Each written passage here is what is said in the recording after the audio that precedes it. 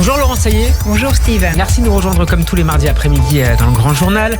Vous êtes éditorialiste après avoir été porte-parole des Républicains. On poursuit notre réflexion sur la réforme des retraites et vous vous intéressez, Laurent, cet après-midi aux conséquences de cette séquence pour les partis politiques.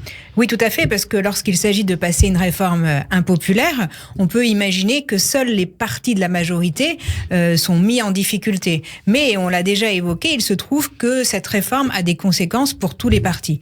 Oui, la majorité a fait, on a vu des divisions au sein des groupes qui constituent, que ce soit Horizon, Modem, oui. Et Renaissance bien sûr. Mais je pense que ceux qui sont particulièrement impactés, ce sont les oppositions. Alors la NUPES. Tout d'abord parce que la NUPES a révélé en fait toutes ces scissions. On a vu dès le début du débat à l'Assemblée nationale qu'il y avait déjà une différence de stratégie. Entre ces différentes composantes, donc entre notamment la France Insoumise et le Parti Socialiste, ainsi que le Parti Communiste. Le Parti Communiste, tout à fait. Et Europe Écologie Les Verts. Absolument. Et vous vouliez nous faire notamment écouter donc un extrait d'une interview sur BFM-T de Fabien Roussel, le responsable communiste. C'était au début du débat à l'Assemblée nationale sur le texte. On l'écoute. Mais la NUPES, c'est quoi, Madame de Malherbe? La NUPES est un accord électoral, c'est une coalition bâtie à l'issue des élections législatives. Et donc, voilà. C'est une coalition avec des partis politiques qui sont pas d'accord entre eux et qui peuvent être d'accord sur des sujets, pas d'accord sur d'autres. Et on a eu une stratégie clairement différente. Vous voyez, c'était il y a quelques semaines, mais en tout cas, ça présageait déjà un duel qui s'annonce entre, on va dire, un duel Mélenchon-Roussel, et d'autant plus que... Un peu comme lors de la présidentielle. Exactement, parce qu'on voit que ce sont des deux personnalités fortes, deux personnalités médiatiques, et elles rentrent en opposition. Et ce duel, si vous voulez, semble-t-il, va perdurer, puisque hier, on a appris que Fabien Roussel s'était rapproché de Bernard Cazeneuve, qui lui-même a monté un parti de gauche.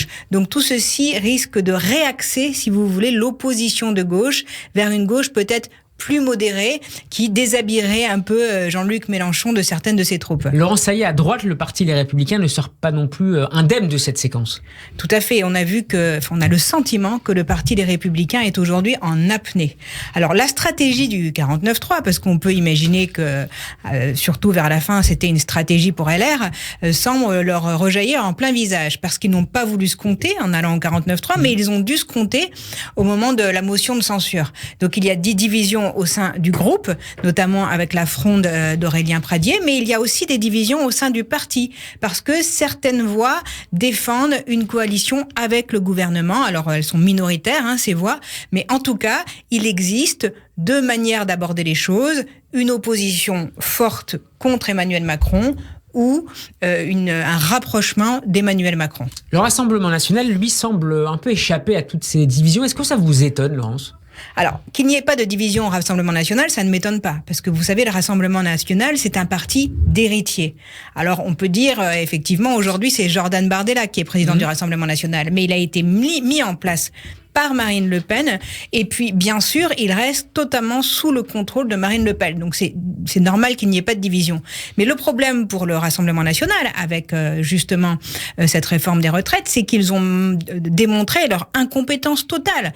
Incapables de présenter un vrai projet, incapables de s'opposer de manière construite. Et puis, ils ont montré aussi toute l'aberration de leur raisonnement. Lorsque l'on parle de dissolution, ils font un peu les gros bras et semblent assez contents que ça puisse arriver, mais Marine Le Pen dit qu'elle ne veut pas être première ministre. Donc ça veut dire qu'ils voudraient éventuellement une dissolution, mais sans être en capacité de gouverner. Parce qu'on n'imagine pas quelqu'un d'autre que Marine Le Pen qui puisse se mettre justement à la tête d'un gouvernement. En même temps, Laurence, petite parenthèse, il profite malgré toute cette séquence politique quand on regarde un peu les sondages, ce qui peut paraître paradoxal. Tout à fait, je pense qu'ils en profitent peut-être aujourd'hui, mais vous savez, pour voir l'impact d'un événement politique, il faut souvent attendre un peu et laisser décanter. Aujourd'hui, ils en profitent parce que, vu les violences qui sont notamment attisées par la NUPES, c'est vrai que les gens qui sont contre la réforme ne vont pas obligatoirement soutenir la NUPES. Mais je suis persuadée qu'à moyen terme, va s'installer l'idée que le Rassemblement national est incapable d'avoir et un projet et une capacité de gouverner. Alors le Conseil constitutionnel doit rendre son avis très attendu le 14 avril. Quelles sont les différentes hypothèses sur la table pour l'avenir de cette réforme, Laurent Saillet ? Alors, Première hypothèse, il valide la réforme ou alors en valide une partie, ce qui semble apparemment le plus probable. La partie la plus essentielle, donc. Voilà. Là, je pense que c'est les syndicats qui seront en difficulté parce que les syndicats ont vraiment martelé « nous obtiendrons le retrait de la réforme ». Et donc, il n'y aura pas de retrait de la réforme. D'autant plus qu'au sein des syndicats, il y a déjà deux lignes qui se dessinent. Une ligne qui est plus pour une suspension, une pause, et une ligne qui est plus pour le retrait. Donc je pense que la difficulté sera pour les syndicats. C'est peut-être pour ça aujourd'hui qu'ils se tournent quand même un peu vers la Première ministre pour ouvrir des discussions, même s'ils le nient, sur la suite des projets législatifs. Enfin, si jamais le Conseil constitutionnel rejetait la réforme, là je pense qu'on se retrouverait dans un scénario absolument... ça serait un bing-bang politique, si je peux dire, parce que ce serait très difficile pour le gouvernement derrière de continuer ainsi, et donc peut-être qu'il serait nécessaire d'envisager une dissolution. Enfin, tout ceci nous montre que, vous savez, au début des législatives, lorsqu'il n'y avait pas de majorité à l'Assemblée, tout le monde disait « mais c'est formidable parce que les Français ont décidé qu'il y ait des discussions, etc. » Moi, ça m'a beaucoup surprise de voir cet enthousiasme, notamment de chez Renaissance, parce qu'on sait bien que dans notre fonctionnement, quand il n'y a pas de majorité, c'est très difficile de gouverner. On ne peut pas se comparer aux autres pays qui font des alliances, des coalitions au départ. S'il y avait une coalition au départ avec LR, c'était possible. Mais nous sommes dans un pays qui n'a pas cette culture de la coalition. Donc, obligatoirement, pour trouver des majorités, c'est très difficile et c'est donc bloquant. Enfin, si effectivement chaque député défendait avant tout l'intérêt général, avant son propre intérêt, ce serait possible, mais en tout cas, on n'en est pas là. Merci beaucoup, Laurence Saïd, d'avoir été avec nous.